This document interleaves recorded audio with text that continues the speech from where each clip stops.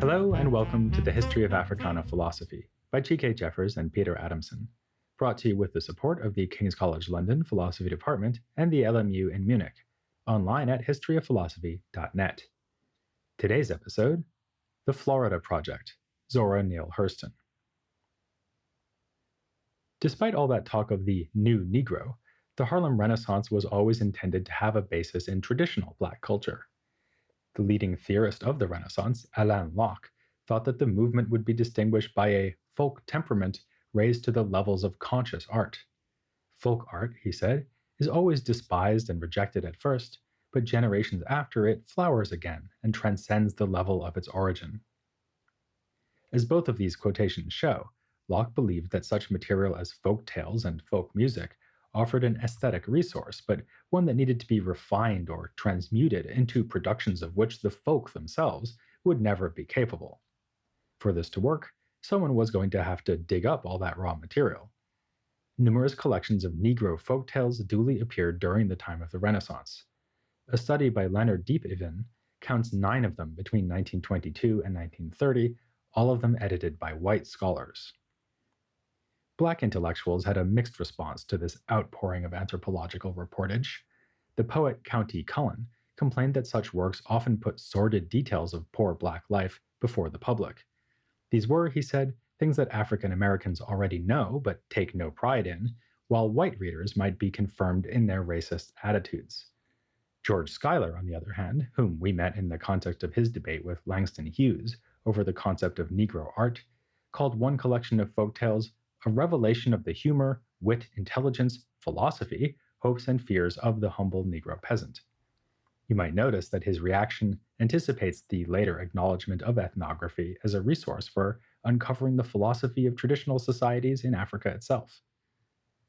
You'll also have noticed that the whole debate presupposes an outsider's perspective on the African American folk. Indeed, a man like Alain Locke, born in Philadelphia and then trained at Harvard and Oxford, didn't know what it was to sit on a porch in the summer heat of the Deep South, trading comic tales about how slaves outwitted their masters. But he and the other thinkers of the Renaissance could now learn about this at second hand, from books. Alternatively, they might go to a party where stories would be told by one of the other guests, Zora Neale Hurston. She hailed from Eatonville, Florida, but had come north to study, becoming the only Black student at Barnard College. She was an entertaining presence at functions put on by Carl van Vechten, who was deeply involved in the Harlem Renaissance as both patron and author. Hurston also came to know the anthropologist Franz Boas, who encouraged her to build on her childhood understanding of Black folkways by approaching this tradition as a social scientist.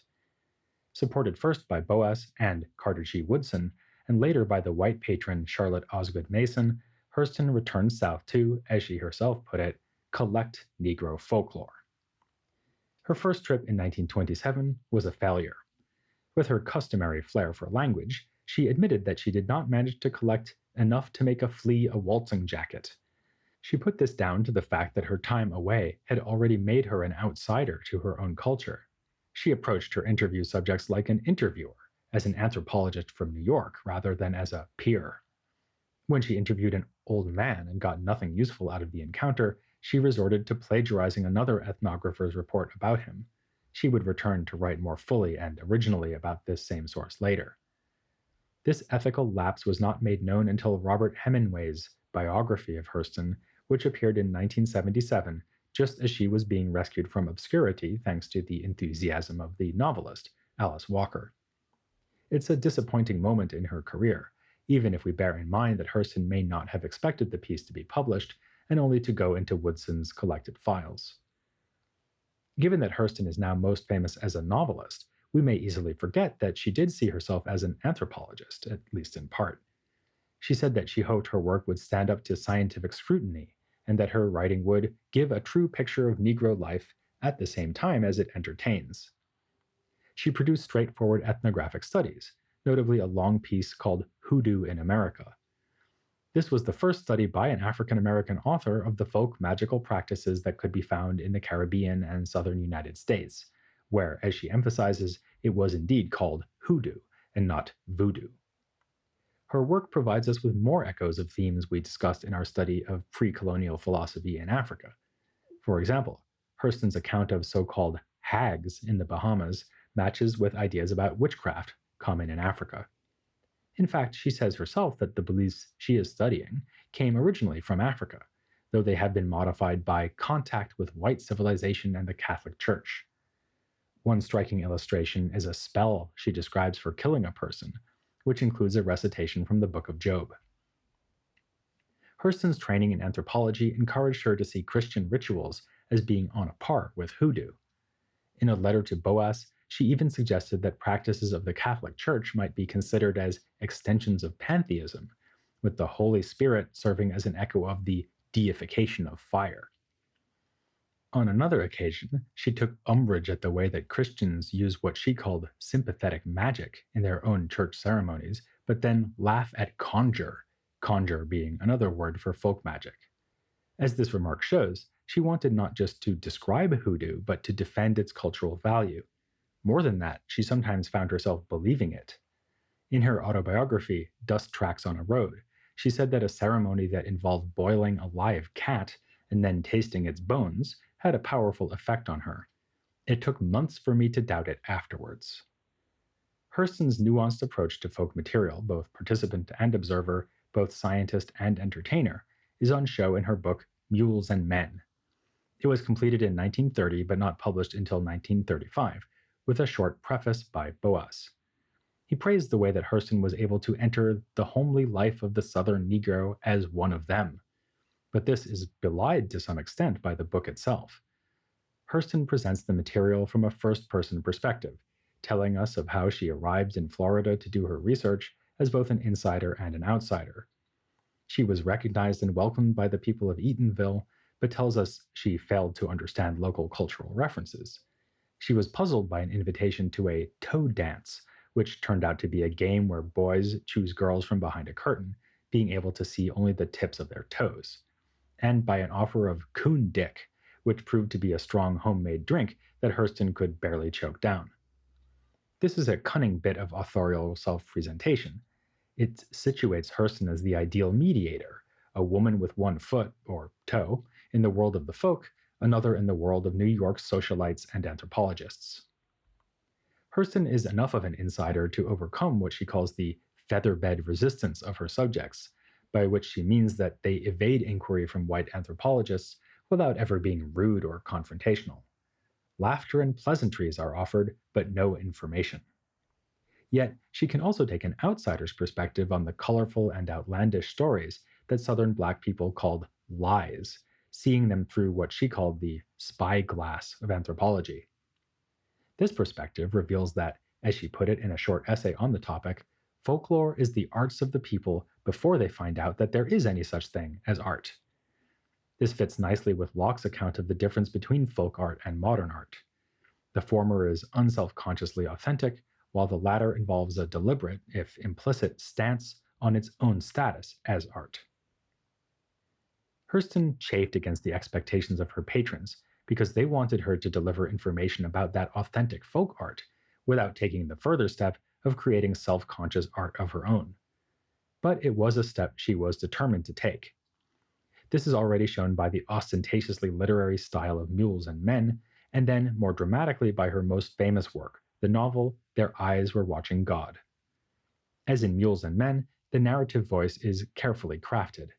A frame outside the main narrative establishes that the central character, Janie, is telling her own story to a friend.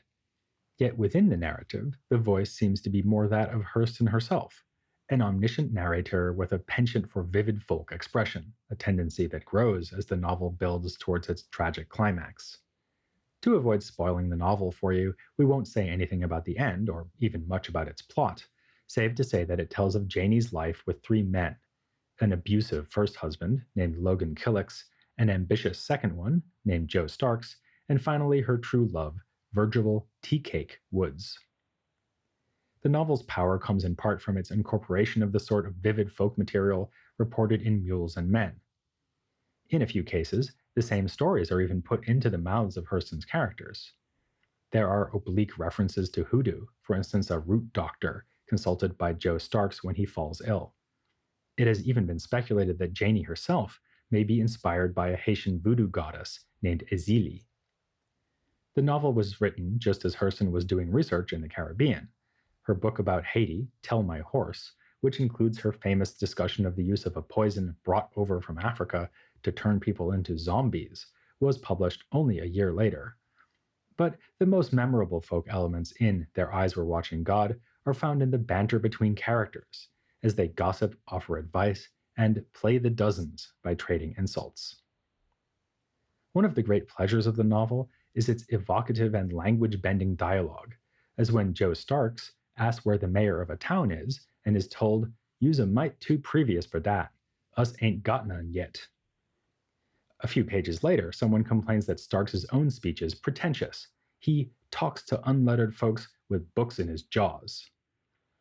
Hurston has chosen to render all this in a phonetically transcribed dialect, so that, for instance, the words of and are both written UH. This policy is consistent from her anthropological studies to her novels, and is something over which she took great care. Other collections of folk tales were criticized for their inaccurate representation of dialect, and for attempting such phonetic spelling at all. Du Bois and Cullen both expressed their distaste for it. But Hurston was determined to get the music of Southern Black speech onto the page. She took notes on this, observing, for example, that the word you changes its sound to y, but only when it is the object and not subject of a verb.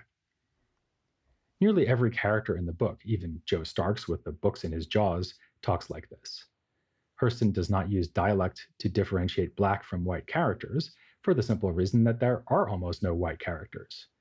Her aim is to show the richness and also the diversity of Southern Black culture, from the inside, as it were. Race is nonetheless a theme in the novel. As a child, Janie sees a photo of herself and realizes for the first time that she is Black. And in the third act of the novel, the light-skinned Janie encounters another light-skinned woman, Mrs. Turner, who disapproves of her taking up with the darker tea cake. Mrs. Turner agrees with white racists in hating darker Black people, for whom she uses the N-word, and says that people like Janie and herself ought to class off. But with the white population being, with one horrifying exception towards the end of the novel, largely a distant threat lurking well off stage, the main conflicts of the novel are between Black women and Black men. All of Janie's partners beat her, even the usually loving tea cake, who finds that being able to whip her reassured him in possession.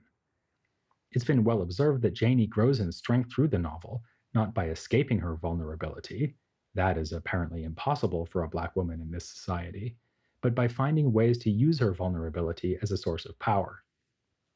In one scene, she listens to men talking about hitting their wives and calls them to account. It's so easy to make yourself out God Almighty when you ain't got nothing to strain against but women and chickens. Tellingly, when she finally stands up to her second husband, Starks, and berates him in front of a crowd of people, the narrator compares this to stripping a woman in the street. Janie has, says the narrator, robbed him of his illusion of irresistible maleness. One of the most famous passages in the novel brings together the themes of race and gender. Here, Janie's grandmother shares her view of the distribution of power. "Honey, the white man is the ruler of everything as far as I've been able to find out. Maybe it's someplace way off in the ocean where the Black man is in power, but we don't know nothing but what we see. So the white man throw down the load and tell the N-word man to pick it up. He pick it up because he have to, but he don't tote it. He hand it to his women folks. The N-word woman is the mule of the world, so far as I can see." Readers of Hurston's Mules and Men will recognize this metaphor, the heavy load passed from white man to Black woman, as one that Hurston heard on her folklore collecting trips. The metaphor of the Black woman as mule of the world gains an added resonance later in the novel when the townfolk find entertainment in tormenting a mule. Starks, the wealthiest man in town, buys the beast just so he can free it, and Janie praises him for this. It's as if he is the king of something. The irony is, of course, that he is far less concerned with his own wife's liberation. Whereas Logan and Tea Cake are characterized mostly as more or less attentive lovers, Hurston uses the character of Starks to make points about economic progress and racial uplift. He is ambitious in his plans for his all black town. Indeed, his failures as a husband stem partially from the fact that he prioritizes this project above Janey. Coming to the novel from the background of earlier Africana thought, it leaps off the page that Starks represents the ideas of Booker T. Washington. He embraces capitalism and, more generally, the value system of white society, something that arouses both admiration and hostility from other residents of the town. Hurston's own sympathies seem to lie squarely with Tea Cake, who brings Janey to the muck, a swampy part of Florida where they make money through manual labor like bean harvesting. It may be a mite heavy handed that Hurston chooses Woods as Tea Cake's last name. In this precarious setting, Janey discovers something like happiness by embracing the camaraderie and cooperative spirit she finds among the poor black folk, until fate intervenes. To find out what happens, you'll have to read the book. Or, look it up online. Given Hurston's stellar reputation today, it's a surprise to learn that both Mules and Men and Their Eyes Were Watching God received a mixed reception at the time. One complaint was that her representation of black folklore was too relentlessly upbeat. The poet and critic Sterling Brown said that Mules and Men should be more bitter. It would be nearer the total truth. Bitterness was not really Hurston's style, though. She once said, "I am not tragically colored. There is no great sorrow dammed up in my soul." On the subject of segregation in the South, she once joked that it did not make her angry, but only astonished. "How can any deny themselves the pleasure of my company? It's beyond me." With his grim ending and physical violence, Their Eyes Were Watching God could hardly be accused of undue cheer. But Richard Wright saw it as lacking any political message. He wrote that her characters swing like a pendulum in that safe and narrow orbit in which America likes to see the Negro live, between laughter and tears. Most hurtfully, Hurston's friend and ally, Alain Locke, wrote a rather mixed review saying that the novel was folklore fiction at its best, but nothing more than that. Hurston responded furiously that Locke knows less about Negro life than anyone in America. I will send my toenails to debate him on what he knows about Negroes and Negro life. The inadequate responses to her book suggest that these critics did not really understand what Hurston was trying to achieve. Her aim was not so much to transform folk art into something new, as Locke urged, but to celebrate it, entering into this world as fully as Janey does when she moves to the muck with Tea Cake. Or for that matter, as Hurston herself did, when she began as a detached ethnographer and wound up lying naked for 3 days on a snakeskin as part of a hoodoo ritual.